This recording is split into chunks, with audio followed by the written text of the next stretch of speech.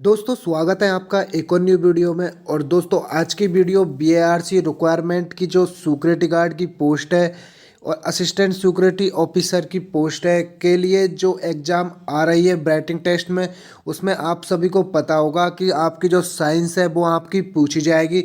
तो आपको इस वीडियो में साइंस के टॉप 50 क्वेश्चन कराए जा रहे हैं जो कि आपकी केमिस्ट्री, फिजिक्स और बायोलॉजी तीनों सब्जेक्ट से लिए गए हैं, जो कि टॉप 50 क्वेश्चन है। इन्हीं क्वेश्चनों के इर्द गिर्द आपके वो क्वेश्चन आने वाले हैं जो कि आपकी परीक्षा में आएंगे। तो अगर आप इस वीडियो को देखते हैं तो आपको विज्ञान के काफ़ी सारे क्वेश्चन अच्छे से सॉल्व हो जाएंगे और आपको विज्ञान में कोई भी परेशानी नहीं आएगी। तो इस वीडियो को एंड तक ज़रूर देखें और अगर आपको वीडियो अच्छी लगे तो वीडियो को लाइक ज़रूर करें और चैनल को सब्सक्राइब कर ले, बेल आइकन को ज़रूर दबा दें जिससे कि आगे से आने वाली वीडियो की नोटिफिकेशन आपको ज़रूर मिले। तो चलिए वीडियो शुरू करते हैं। तो सबसे जो पहला क्वेश्चन है वो है कि दूध में से क्रीम निकालने के लिए निम्न में से कौन सा बल लगता है। तो जो इसका आंसर है वो है ऑप्शन नंबर ए, अपकेंद्रीय बल। तो दोस्तों आप सभी को बता दें कि सेम टू सेम ऐसा ही क्वेश्चन नहीं आने वाला है।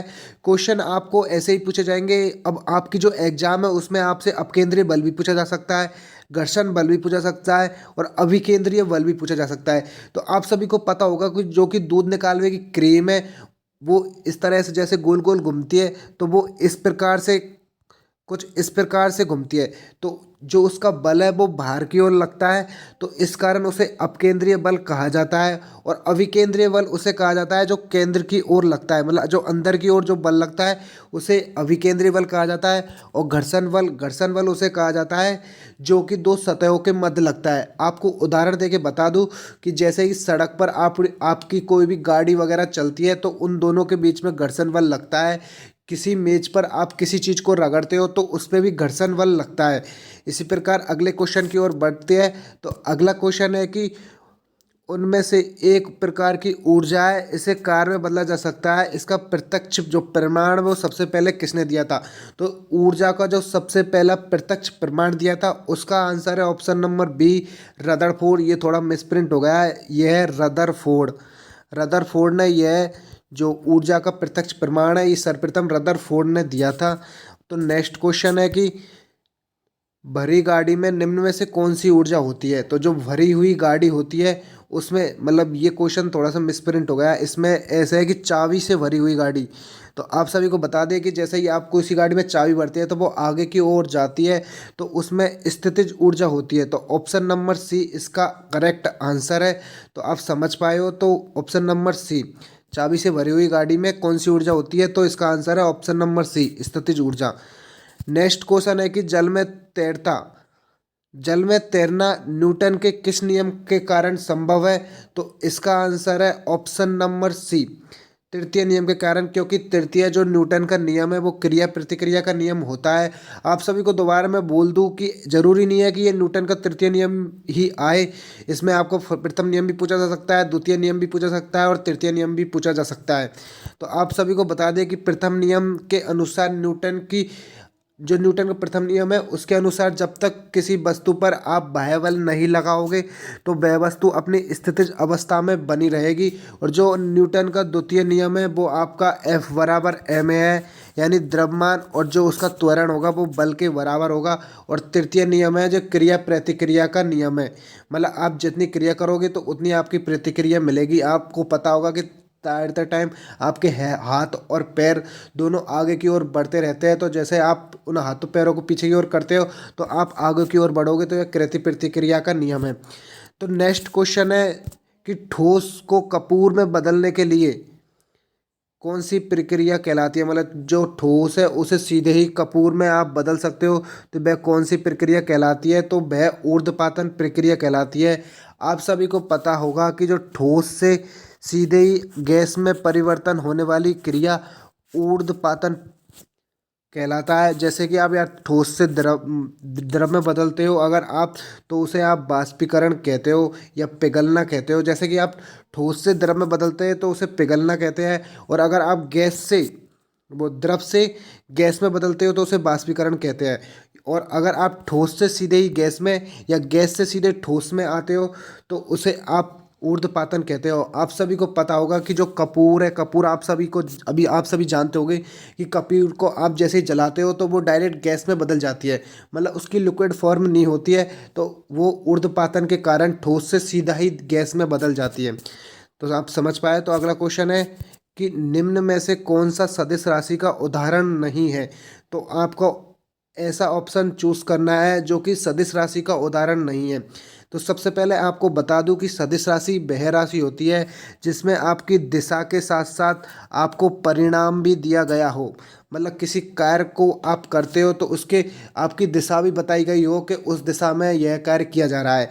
तो आप सभी को पता होगा कि जो आपकी बल है उसमें F बराबर m है, तो आप बल का प्रॉपर पता होता है कि किस दिशा में बल लग रहा है। विस्थापन भी आपको पता होता है कि कोई गाड़ी है जो किस दिशा में चल रही है, या उत्तर की ओर चल रही है कि पूरब की ओर चल रही है। इस प्रकार जो विस्थापन है उसकी भी दिशा आपको पता होती है। अगला है वेग, तो वेग की भी दिशा आपको पता होती है। और सेकंड ऑप्शन है आपका आयतन, तो आपको आयतन की दिशा पता नहीं होती है, तो यह अदिश सदिश राशि का उदाहरण नहीं है। यह कौन सी राशि है, तो फिर यह एक अदिश राशि है जिसमें दिशा तो होती नहीं लेकिन इसका जो परिमाण है वो होता है। तो इसका आंसर होगा ऑप्शन नंबर डी। तो अगला क्वेश्चन है कि एंग्स्ट्रॉम में निम्न में से क्या मापा जाता है। तो एंग्स्ट्रॉम से निम्न में से तरंग दैर्घ्य मापी जाती है। और अगला क्वेश्चन है कि निम्नलिखित में से किस वैज्ञानिक ने सर्वप्रथम बर्फ के दो टुकड़े को आपस में घिसकर पिघलाया था। तो यह काम सबसे पहले जो वैज्ञानिक है डेवी ने किया था। तो इसका आंसर है ऑप्शन नंबर ए। तो अगला क्वेश्चन है कि एक हॉर्स पावर में कितने वाट के बराबर होती है। तो आप सभी को पता होगा कि जो एक हॉर्स पावर होती है वो 746 वॉट के बराबर होती है। तो इसका ऑप्शन है ऑप्शन नंबर बी जो इसका करेक्ट आंसर है। तो नेक्स्ट क्वेश्चन है कि निम्नलिखित में से किसमें सर्वोच्च विशिष्ट ऊष्मा का मान होता है, मतलब इन चारों ऑप्शनों में से किसमें विशिष्ट ऊष्मा का मान सर्वोच्च होता है। तो आपको बताना है इसका आंसर। तो इसका आंसर होगा ऑप्शन नंबर ए। जल का जो विशिष्ट ऊष्मा होती है वो इसकी सर्वाधिक होती है, और जल का जो नाम होता है वो साइंटिफिक नाम होता है H2O। तो इसे आप जल कहते हैं जिसमें हाइड्रोजन के दो अणु और ऑक्सीजन के एक अणु मिलकर आपका जल बनाते हैं। तो नेक्स्ट क्वेश्चन है कि बिजली के पंखे की गति बदलने के लिए प्रयुक्त साधन निम्न में से क्या है। तो आप देख सकते हो कि इस प्रकार के सीधे क्वेश्चन भी बहुत सारे आते हैं, तो उनको आपको अपने जो दिमाग है उसका यूज करना है और उससे आपको जो आंसर देना है। तो इन सभी का आपको पता होगा कि जैसे ही आप पंखे की गति को चेंज करते हो तो वो आप रेगुलेटर से करते हो। तो इसका आंसर है ऑप्शन नंबर बी। आप सभी को बता दें कि जो स्विच होता है वो तो जो आपका पंखा है उसे बंद और चालू करता है, और रेक्टिफायर रेक्टिफायर एक अलग चीज़ होती है। तो आप इसका आंसर होगा option number A regulator. Regulator से ही आप पंखे की स्पीड कम ज़्यादा कर सकते हो। तो जो नेक्स्ट क्वेश्चन है वो कि निम्नलिखित में से किस द्रव का घनत्व सबसे कम होता है। तो जो इसका आंसर है वो है पेट्रोल। पेट्रोल का जो द्रव घनत्व होता है वो सबसे कम होता है। नेक्स्ट क्वेश्चन है कि लोहे की सुई पानी की सतह पर तैरती है, तो यह परिघटना का कारण क्या है। तो इसका आंसर होगा ऑप्शन नंबर ए पृष्ठ तनाव। तो आपको बता दें कि जो पृष्ठ तनाव है वो क्या होता है। पृष्ठ तनाव दो सतहों के मध्य लगने वाला बल पृष्ठ तनाव कहलाता है। तो लोहे की कील आप सभी को पता होगा कि जो कि पानी की सतह पर तैरती है, तो जो कि पृष्ठ तनाव के कारण तैरती है। और आपको बता दें कि जो आपका गुरुत्वाकर्षण बल होता है वो क्या होता है। तो गुरुत्वाकर्षण बल जो आपकी जो पृथ्वी है या जमीन है उसके द्वारा किसी वस्तु पर लगने वाला आकर्षण बल गुरुत्वाकर्षण बल कहलाते हैं। इसी के कारण आप सभी अभी पृथ्वी पर रुके हुए हो। अगर ये गुरुत्वाकर्षण बल नहीं होता तो आप हवा में तैर रहे होते। जो गुरुत्वाकर्षण का मान होता है वो आप जी से निरूपित करते हो। जो अगला क्वेश्चन है वो है कि किसी मनुष्य के शरीर का सामान्य तापमान निम्न में से कितना होता है। तो आप सभी को पता होगा कि जो आपका मनुष्य है, मनुष्य के शरीर का तापमान कितना होता है। तो इसका आंसर है 98.6 डिग्री सेल्सियस, जो का मनुष्य का सामान्य तापमान होता है। नेक्स्ट क्वेश्चन है कि निम्न में से किसकी ऊष्माधारिता सबसे अधिक होती है। ऊष्माधारिता का मतलब होता है कि जो आपके उस जैसे के जो ऊष्माधारिता का मतलब होता है कि सबसे ज़्यादा जगह कौन घेरता है? तो इसका आंसर है जल, ऑप्शन नंबर डी। तो क्या आप समझ पाए हो? तो अगला क्वेश्चन है, क्वेश्चन नंबर 16 है कि जब प्रकाश में लाल, हरे व नीले रंग को समान अनुपात में मिलाने पर निम्न में से कौन सा रंग प्राप्त होता है? तो आप सभी को बता दें कि जो आपका जो प्रकाश है उसमें लाल, हरे, नीले रंग को समान अनुपात में मिलाएंगे तो आपको वहाँ से सफ़ेद रंग प्राप्त होगा। तो इसका आंसर है ऑप्शन नंबर ए। ओके। तो अगला क्वेश्चन है कि आणविक संगठन के द्वारा ऊष्मा की संप्रेक्षण निम्न में से क्या कहलाती है? तो इसका आंसर है ऑप्शन नंबर सी, संवहन। नेक्स्ट क्वेश्चन है कि मायोपिया का अर्थ निम्न में से क्या है? तो मायोपिया का अर्थ आप सभी को बता दें कि इसका आंसर है ऑप्शन नंबर सी, निकट दृष्टि दोष। निकट दृष्टि दोष मायोपिया का अर्थ कहलाता है। आप सभी को पता होगा कि इंसान के दो तरह के दोष पाए जाते हैं नेत्र में, एक तो दूरदृष्टि दोष, एक निकट दृष्टि दोष। और इन दोनों दोषों को आप दर्पण के लेंस के द्वारा आप इन्हें दूर करते हो। तो आप सभी को पता होगा कि जो निकट दृष्टि दोष है उसके लिए आप उत्तल लेंस यूज करते हो, और जो दूरदृष्टि दोष है उसके लिए आप अवतल लेंस यूज करते हो। और इस प्रकार जैसे कि आपको सभी को पता होगा कि आप जिस व्यक्ति के मतलब देखने में प्रॉब्लम है तो उसके चश्मे लगे होते हैं, तो वो जो चश्मे होते हैं उनमें आपके लेंस लगे हुए होते हैं, तो उन्हीं के कारण आपके जो दोष है वो दूर किए जा सकते हैं। और आप सभी को बता दें कि जहाँ मायोपिया का अर्थ होता है वो होता है निकट दृष्टि दोष। तो आप समझ पाए हो? तो अगला क्वेश्चन है कि ठोस से द्रव में पदार्थ की अवस्था परिवर्तन को कहा जाता है। तो मैंने आगे भी बताया था आपको कि ठोस से जो द्रव है उसमें परिवर्तन को आप गलन कहते हो या पिघलना कहते हो। कोई चीज़ ठोस है जिसे द्रव में आ रही है तो उसे गलना या पिघलना कहा जाता है। इसका आंसर है ऑप्शन नंबर ए। और वाष्पन, वाष्पन का अर्थ होता है द्रव से आपका गैस में बदलना, वाष्पन कहलाता है। तो जो आप द्रव से गैस में बदलते हैं उसे वाष्पन कहते हैं। ओके। तो अगला क्वेश्चन है क्वेश्चन नंबर 20 के ध्वनि तरंगों की प्रकृति निम्न में से किस प्रकार की होती है? तो इसका आंसर है अनुदैर्घ्य प्रकार की। जो ध्वनि तरंग होते हैं वो अनुदैर्घ्य प्रकार के होते हैं। आप सभी को पता होगा कि ध्वनि कुछ इस प्रकार की होती है। तो ये जो तरंगे देख रहे हैं आप ऊपर नीचे, ये अनुदैर्घ्य प्रकार की होती है। जो अनुप्रस्थ प्रकार की होती है वो बिल्कुल सीधी रेखा में पाई जाती है। और विद्युत चुम्बकीय तरंगे आप सभी को पता होगा कि विद्युत चुम्बकीय तरंगे कुछ इस प्रकार की होती है।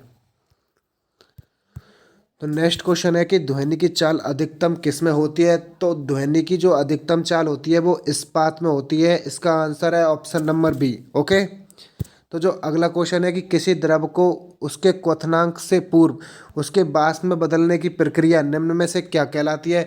तो यह क्वेश्चन भी मैंने आपको आगे बता दिया है। इसका आंसर है ऑप्शन नंबर बी। आप सभी को बता दें कि इस प्रकार के क्वेश्चन बहुत ज़्यादा एग्जामों में पूछे जाते हैं। तो आप सभी हिमनीकरण, संघनन और बाष्पीकरण और गलन, ऊध्र्वपातन, इन सभी को अच्छे से पढ़ ले, क्योंकि इनमें से आपको 1 से 2 क्वेश्चन आपको वहाँ पर देखने को मिल जाएंगे। ओके। तो नेक्स्ट क्वेश्चन है कि नेत्रदान में दाता की आंखों के किस हिस्सों को प्रतिरोधित किया जाता है? तो इसका आंसर है option number D, cornea. Cornea को, जो नेत्रदाता होता है, दान में दाता की जो आंखें होते हैं उसे कॉर्निया को प्रतिरोपित किया जाता है। अगला क्वेश्चन है कि ऊष्मा गति के प्रथम नियम में से संरक्षित होता है। तो इसका आंसर है ऊर्जा। जो ऊष्मा गति का, तो ऊष्मा का मतलब आप सभी को बता दें कि जो ऊष्मा होती है वह ऊर्जा ही होती है, बस उसका नाम अलग है। तो ऊष्मा गति का प्रथम नियम होता है कि ऊर्जा को न तो नष्ट किया जा सकता है और न इसे उत्पन्न किया जा सकता है। इसे सिर्फ एक रूप से दूसरे रूप में परिवर्तित किया जा सकता है। ओके। तो अगला क्वेश्चन है कि साबुन के बुलबुले में चमकीले रंग निम्नलिखित में से किसके कारण होते हैं? तो जो इसका आंसर है वो है ऑप्शन नंबर सी, प्रकीर्णन के कारण साबुन के बुलबुले में चमकीले रंग आपको दिखाई देते हैं। क्लियर है? अगला क्वेश्चन है कि ध्वनि तरंगे निम्नलिखित में से किसके कारण प्रतिध्वनि उत्पन्न करती है? तो इसका आंसर है परावर्तन के कारण। तो आपको जो ये परावर्तन है, अपवर्तन है, विवर्तन है और पूर्ण आंतरिक परावर्तन है, ये सारे क्वेश्चन भी आपको अच्छे से पढ़ के जाने हैं। इनमें से भी काफ़ी सारे क्वेश्चन आपको पूछे जाते हैं। तो अगला क्वेश्चन है कि जब ध्वनि तरंगे चलती है तो वे अपने साथ क्या ले जाती है? तो आप सभी को इसका आंसर पता होगा कि जब ध्वनि तरंगे अपने साथ चलती है तो वह ऊर्जा ले जाती है, क्योंकि ऊर्जा के बगैर दुनिया में, अपने संसार में कोई भी कार्य नहीं होता। किसी भी कार्य को करने के लिए ऊर्जा की आवश्यकता जरूरी है। तो अगला क्वेश्चन है कि पानी से भरे तालाब की गहराई किस कारण कम दिखाई देती है? तो इसका आंसर है ऑप्शन नंबर सी, अपवर्तन के कारण। अपवर्तन के कारण जो पानी की सतह है या तालाब की सतह है वो आपको कुछ ऊपर उठी हुई दिखाई देती है, तो वो अपवर्तन के कारण ही आपको ऊपर उठी हुई दिखाई देती है। इसका आप एक्सपेरिमेंट ऐसे भी कर सकते हो कि आप किसी गिलास में आपका जो कॉइन आता है, सिक्का आता है, उसे पटक कर आप देख सकते हो, तो वो सिक्का आपको कुछ ऊंचाई पर दिखाई देगा। तो जो इसका उदाहरण है वो यही है, और इससे काफ़ी सारे उदाहरण हैं।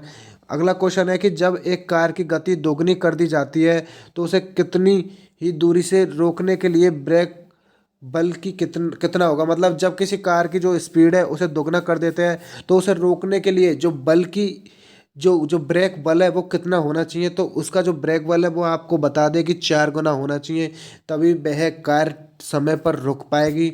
तो अगला क्वेश्चन है, जो रॉकेट होते हैं उन्हें अंतरिक्ष में छोड़ने के लिए कितने न्यूनतम पलायन वेग की आवश्यकता होती है?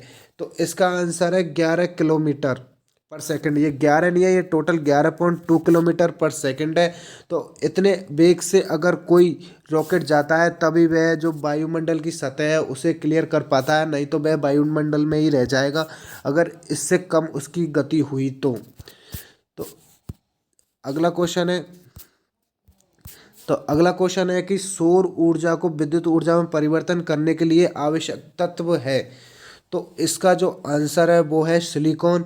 सिलिकॉन सौर ऊर्जा को विद्युत ऊर्जा में परिवर्तन कर सकता है।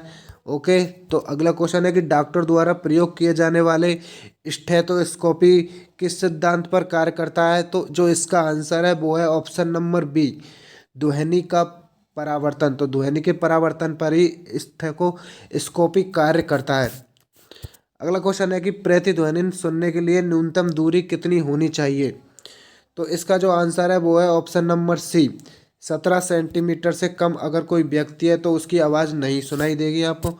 तो अगला क्वेश्चन है कि एमआरआई मशीन में निम्नलिखित में से किसका प्रयोग किया जाता है? तो जो एमआरआई मशीन होती है उसमें आपकी चुंबकीय तरंगे का प्रयोग किया जाता है, इसी से कारण सारी जांचें की जाती है। तो चुंबकीय तरंगों का यूज एमआरआई मशीन में किया जाता है। ओके, तो अगला क्वेश्चन है कि समुद्र में पानी में कौन सी धातु निकलती है? जो समुद्र के पानी होते हैं तो उसमें मैग्नीशियम धातु यानी Mg धातु निकलती है।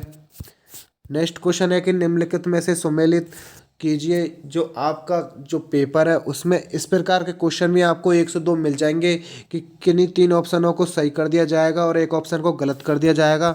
तो आपसे पूछा जाएगा कि जो सुमेलित नहीं है उस ऑप्शन को बताइए। तो इसमें आपको बताना है कि इसका आंसर क्या है। तो इसका आंसर होगा ऑप्शन नंबर ए। तो ऑप्शन नंबर ए है हेमेटाइटस, जो कि तांबा का अयस्क नहीं है। यह यह अयस्क हेमेटाइटस तांबे का नहीं है, यह अयस्क का है। और जो आपको बता दें कि ये बॉक्साइड है वो एल्यूमिनियम का, ये सही है। और मैग्नीशियम थोरियम का ये सही है। पिंचवैग यूरेनियम का सही है। लेकिन जो हेमेटाइट है वो अयस्क है लोहो का। ओके, तो अगला क्वेश्चन है कि निम्नलिखित में से कौन सी मुक्त अवस्था में पाई जाती है? जो धातु है वो मुक्त अवस्था में पाई जाती है। तो इसका आंसर है सीसा। जो सीसा धातु है वो मुक्त अवस्था में पाई जाती है। तो इसका आंसर है ऑप्शन नंबर सी। अगला क्वेश्चन है कि अमोनिया सल्फेट में मौजूद नाइट्रोजन का प्रतिशत कितना होता है? तो अमोनिया का जो नाइट्रोजन का प्रतिशत होता है उसका आंसर है 27%। और अमोनिया नाइट्रोजन का वो अमोनिया सल्फेट का सूत्र होता है, आप सभी को बता दें कि अमोनिया सल्फेट का सूत्र होता है एच एन ओ NH4 का होल ट्वाइस और SO4। तो जो इसका अमोनिया सल्फेट का सूत्र होता है वो होता है NH4 का होल ट्वाइस SO4, जिसमें 27% आपकी नाइट्रोजन का परसेंट होता है, यानी नाइट्रोजन पाई जाती है। तो अगला क्वेश्चन है कि उर्वरकों के निर्माण में निम्नलिखित में से कौन सा तत्व प्रयोग में लाया जाता है? तो इसका जो आंसर है वो ऑप्शन नंबर बी, पोटेशियम को। अगला क्वेश्चन है कि निम्नलिखित में से किसे बॉडी बिल्डर कहा जाता है। तो आप सभी को पता होगा कि शरीर में तीन ये सारी चीज़ें पाई जाती है, प्रोटीन, कार्बोहाइड्रेट, विटामिन और वसा। वसा आप सभी को पता होगा कि फैट के लिए, फैट का जो कारण होता है वो वसा ही होता है। तो बॉडी बिल्डर आपको बता दें कि बॉडी बिल्डर प्रोटीन को कहा जाता है। इसका आंसर होगा ऑप्शन नंबर सी। आप सभी ने कहीं ना कहीं सुना भी होगा कि वह कोई आदमी जिम वगैरह करता है तो आप सभी ने सुना होगा कि वह प्रोटीन खाता है। तो प्रोटीन मतलब वही है कि ये बॉडी बिल्डर का कार्य करता है, मतलब ये आपके जो शरीर है उसकी मसल्स वगैरह को ग्रोथ करता है। और कार्बोहाइड्रेट आपके जो कार्बन की पूर्ति करता है। और विटामिन आप सभी को पता होगा कि विटामिन ए बी सी ये रोगों के लिए आवश्यक है, ये आपकी जो रोगों प्रति क्षमता है उसको बढ़ाता है। और वसा, वसा आपकी जो मोटापा है वगैरह उसके लिए। जो अगला क्वेश्चन है, निम्नलिखित में से कौन सा परिरक्षण कैंसर के निदान में मदद करता है। तो इसका जो आंसर है वो है बायोप्सी, मतलब बायोप्सी है जो कैंसर के परीक्षण किया जाता है, जो बायोप्सी के कारण ही किया जाता है।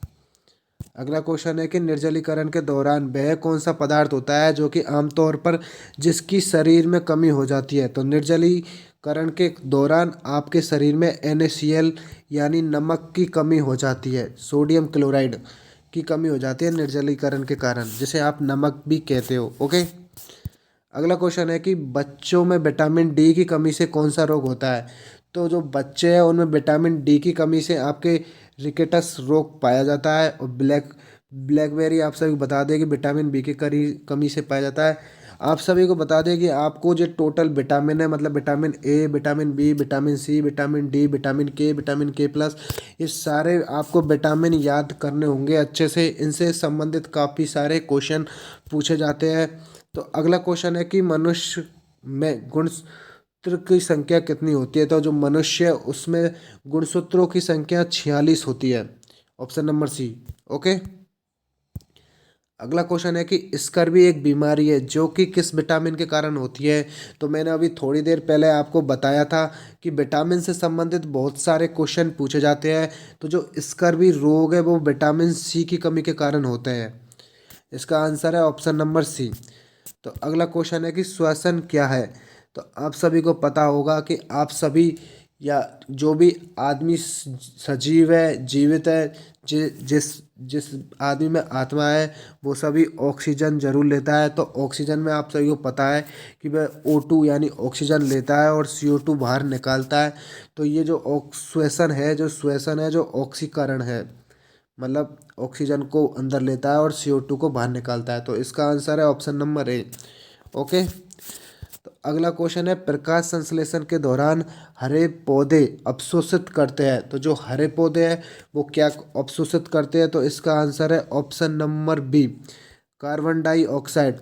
आप सभी को पता होगा कि जो प्रकाश संश्लेषण की क्रिया है वह पेड़ पौधे के भोजन बनाने की प्रक्रिया है, उसमें वो CO2 लेते हैं और O2 त्याग करते हैं, मतलब CO2 ग्रहण करते हैं और O2 बाहर छोड़ते हैं। तो अगला क्वेश्चन है कि पहले क्लोन भेड़ का नाम क्या था। तो जो पहले क्लोन भेड़ है उसका नाम डॉली था, ऑप्शन नंबर बी।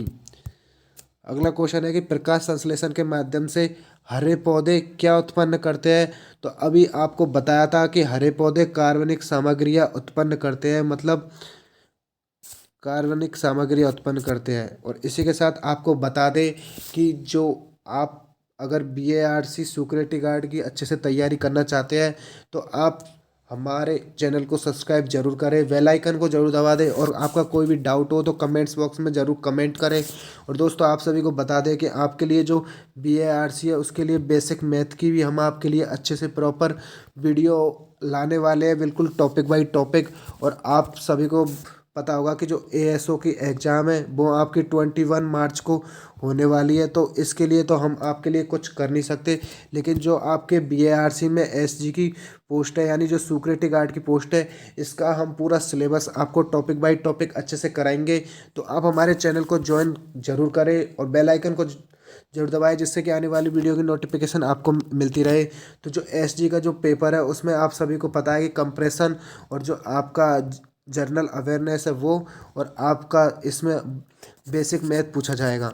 जो कंप्रेशन है वो तो आपके अनसीन पैसेज होने वाले हैं, उसके लिए तो आप कोई भी आपके जो 10th क्लास के भाई बहन कोई भी हो उसकी आप जो इंग्लिश की बुक है उसमें से आप कंप्रेशन अच्छे से पढ़ सकते हो, या पास होकर उसमें से अच्छे से कंप्रेशन पढ़ सकते हो। और जीके के लिए आपको बता दें कि जो जीए है जनरल अवेयरनेस है उसके आपको 4 पोर्शन मिलने वाले हैं। तो जनरल अवेयरनेस में एक तो है जनरल साइंस। तो जनरल साइंस के हम आपको क्वेश्चन करा रहे हैं, देख आज के दिन आपको 50 करा दिए, कल 50 करा दिए, ऐसे जनरल साइंस के तो आपको कराना ही है। और जो जनरल नॉलेज है, जनरल नॉलेज में आपका हिस्ट्री है, पॉलिटिकल है, ज्योग्राफी है और आपकी वर्ल्ड ज्योग्राफी है, उसके क्वेश्चन हम आपको टॉपिक वाइज टॉपिक कराएंगे कि आज सौरमंडल के करा दिए, कल आपको कोई और टॉपिक के करा दिए। इस प्रकार आपको जी के पूरे टॉपिकों के आपके क्वेश्चन कराए जाएंगे।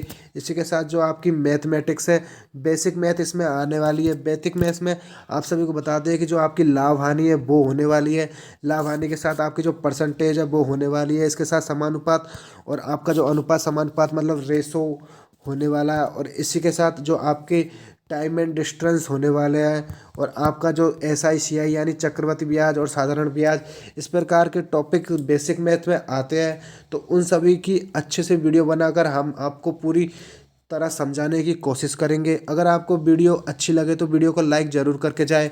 और दोस्तों वीडियो बनाने में काफ़ी टाइम और समय तो लगता ही है और काफ़ी मेहनत भी लगती है, तो इसलिए आपसे कहते हैं कि आप इस वीडियो को शेयर ज़रूर करें जिससे कि हमारा भी वीडियो बनाने का मन करता रहे। तो बस इस वीडियो में इतना ही, मिलते हैं अगली वीडियो में, तब तक के लिए गुड बाय, थैंक यू।